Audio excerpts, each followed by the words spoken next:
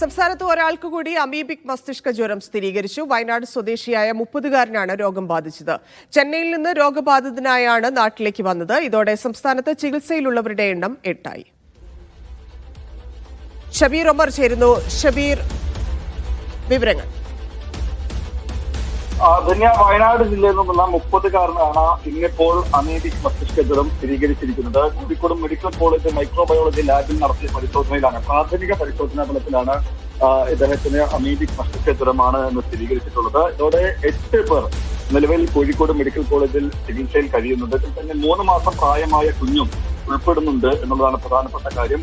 കോഴിക്കോട് ജില്ലയിൽ നിന്ന് 3 പേരും, മലപ്പുറം ജില്ലയിൽ നിന്നുള്ള 3 പേരും, വയനാട് ജില്ലയിൽ നിന്നുള്ള 2 പേരുമാണ് ചികിത്സയിൽ കഴിയുന്നത്. വയനാട് സുൽത്താൻ ബത്തേരി സ്വദേശിയായിട്ടുള്ള 45-കാരന് ഇന്നലെയാണ് രോഗം സ്ഥിരീകരിച്ചത്. ഇദ്ദേഹം കോഴിക്കോട് മെഡിക്കൽ കോളേജ് ആശുപത്രിയിൽ ചികിത്സയിലാണ്.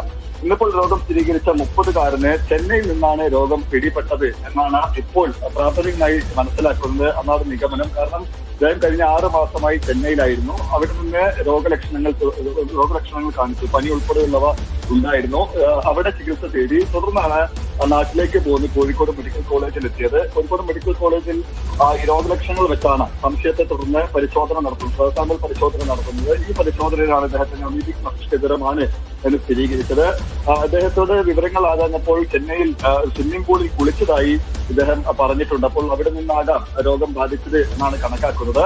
എന്നാലും 8 പേർ ചികിത്സയിൽ കഴിയുന്നതിൽ 7 പേരുടെയും, ഇന്നിപ്പോൾ രോഗം ബാധിച്ച ആളുകൾ ഉൾപ്പെടെ 7 പേരുടെയും ആരോഗ്യനില തൃപ്തികരമാണ് എന്നുകൂടിയാണ് ആശുപത്രി അധികൃതർ പറയുന്നത്. 3 മാസം പ്രായമായ കോഴിക്കോട് സ്വദേശിയായിട്ടുള്ള കുഞ്ഞ് മാത്രമാണ് വെന്റിലേറ്ററിന്റെ സഹായത്തോടെ ചികിത്സ നടത്തുന്നത്. മറ്റുള്ളവരെല്ലാം തന്നെ മരുന്നുകളോട് പ്രതികരിക്കുന്നുണ്ട് എന്നുമാണ് ആശുപത്രി അധികൃതർ പറയുന്നത്. മറ്റൊന്ന്, ഇപ്പോൾ വടക്കൻ കേരളത്തിലെ 3 ജില്ലകളിൽ നിന്നുള്ളവർക്ക് രോഗം ബാധിച്ച പശ്ചാത്തലത്തിൽ ജാഗ്രതാ നിർദ്ദേശം കൂടി ആരോഗ്യവകുപ്പ് നൽകുന്നുണ്ട്. പ്രത്യേകിച്ച് കെട്ടിക്കിടക്കുന്ന ജലാശയങ്ങളിലും മറ്റും കുളിക്കാനിറങ്ങുന്നവർ ജാഗ്രത പാലിക്കണമെന്നാണ് ആരോഗ്യവകുപ്പ് നിർദ്ദേശം നൽകിയിട്ടുള്ളത് തന്നെയാണ്.